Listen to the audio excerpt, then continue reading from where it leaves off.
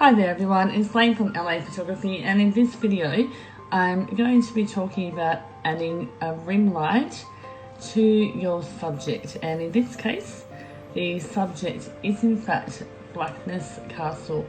Now in my other vlogs I've talked a lot about some of the Outlander events that have happened in this room, and that's where Jamie had rescued Claire from Jack Randall. But what I also haven't talked about is, I must admit, I haven't been inside, because this is actually where Jamie got flogged, and I've personally found it a little bit too hard to go inside. I think it's a little bit emotional, but also I tend to do my work at either sunrise or sunset hours, or hours where there aren't going to be too many tourists around, so that I can photograph these locations on their own without disruption, and that generally means that it's outside of opening hours. So I will confess that I'm yet to actually go inside of Blackness Castle. Now there's a couple of reasons why it's important to add rim light. Firstly, it's something that naturally happens with the sun. You'll see by the additional light coming in from the left, that is where the sunlight is coming from. This was around dusk on one evening this year in May, and it was actually a really nice night, as you can see from the incredible blue sky. And that is not a Photoshop sky, that is the original, and obviously I've just enhanced colour. You'll see that I've also changed the position around so that the castle is more facing towards us, and it makes you feel that you're directly standing there looking at the castle, or at least that's what I hope I've achieved by doing that. So because the sunlight is coming in from the left, that means the left hand side, I'll put my highlighter on, that means the left hand side of the castle is obviously going to be lighter than the right hand side, and you can see that there. You can see it's all light here, and it's darker here, and then it's darker there, and that just normally happens. Now with light, when it moves, and this is actually a physics term, what happens is as soon as it touches an object, whether it's a physical object, and this also happens in water, as soon as it hits water, it will bend and turn at an angle, and that's just what it does naturally. So in other words, what this sunlight will do is the sunlight will come behind the castle, and you'll get some light spill. You'll see that there's more light spill at the edge of the castle than at the other side. Let me turn that off. So you'll see that there's more spill happening here than is happening there. So that's just something that naturally happens with light. From my perspective as a photographer, because it's not completely even around the castle edges, I'm going to be adding my own fake rim light all around the castle, so that it appears natural and even, and it adds some depth and dimension to the castle. And because I don't want anyone to think that I've added in a fake sky and that I've missed some bits. And I'll show you a perfect example. If I go up here, you can really see the difference. You can really see that clear line in there, and yet it's absent along the left and also the right. So something like that may actually make other people think that I've added in a fake sky, or I've done something to the sky and I haven't finished the job, and that I've missed some parts. So as a photographer, I don't really want people to think that. Now there's two ways that I have at my disposal.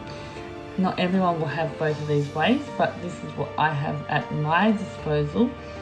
I will use a dodge tool to do this. I've actually also got another action that actually adds in the rim light for you, but most people will not have that. Now this is going to be a lot of editing, as you can probably already see with the detail going all around these edges and dips and all of that. So what I'm going to do is I'm going to stop this video and I'm going to do another video where I do the actual edit, and when I upload that edit I'm going to speed it up so that you're not bored watching me draw around all of these lines, because this is going to take me a while. So I'll see you soon.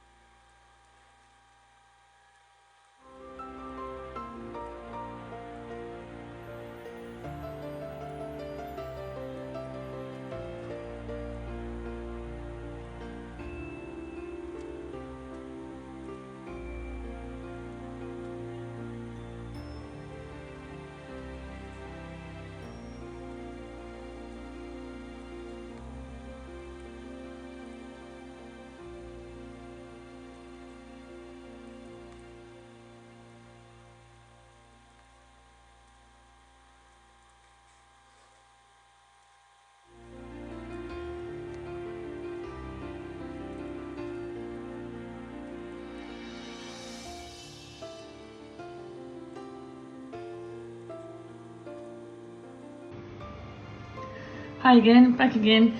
So now I have completed all the rim light all around the edge of the castle, and that way the rim light looks intentional as opposed to I've added in the fake sky and accidentally left all that blank. So that looks intentional, and it also brings out the detail a little bit more. So that's with the rim light turned off, and that's with the rim light turned on. But that's at a 100% opacity, and don't necessarily want 100% opacity, meaning at full strength. So I'm going to take that down around to about 25 and keep it down there. So now the last thing I'm going to do is, one of the things that I really want to achieve with my imagery is to really show the incredible detail that's just in these castles. They are absolutely amazing. You just have to remember just how old they are and the incredible amount of work that must have gone into them. So now I'm just going to do a little bit of dodging around the light side. So dodging, for anyone that doesn't do photography, just means lightening up. Just as I did with the rim light, you saw the white line around. So I'm just going to lighten up these lighter areas.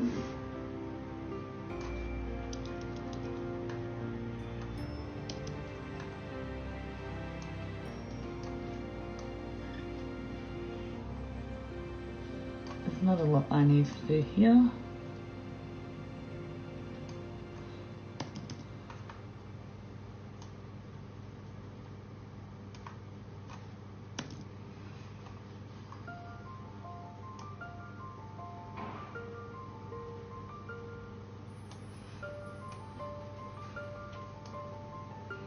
If anyone's hearing the sound, I actually live not too far away from a shooting range, so it's all okay, it's perfectly safe.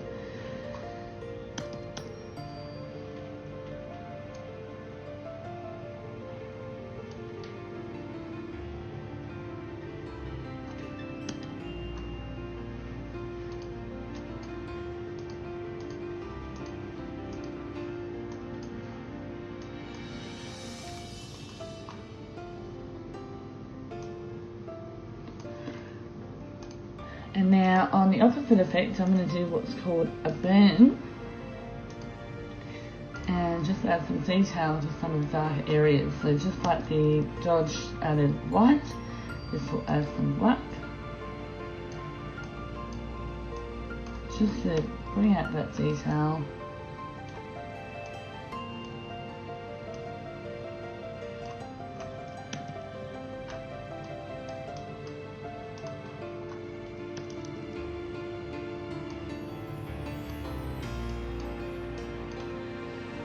doing too much, and again just bringing that down to about 15, 20.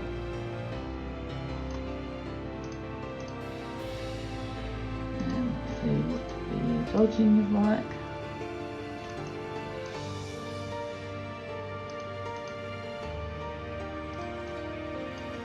That's a bit too much, so I'm going to turn it down to 10%. And I'm going to turn the burn down to 15%. And I think that's more natural. So that's what it looks like with the dodging and burning that I've just done on the castle. And I'll take those layers off so that you can see the difference. And that's just to add more emphasis to the existing structure. I hope that helps anyone. I'm not here to do photography tutorials, that is not my intention. I'm assuming that some people might find it interesting how photography editing takes place. But what I am interested in doing is in my tours, I do want to make sure that people get the most out of improving their travel photography.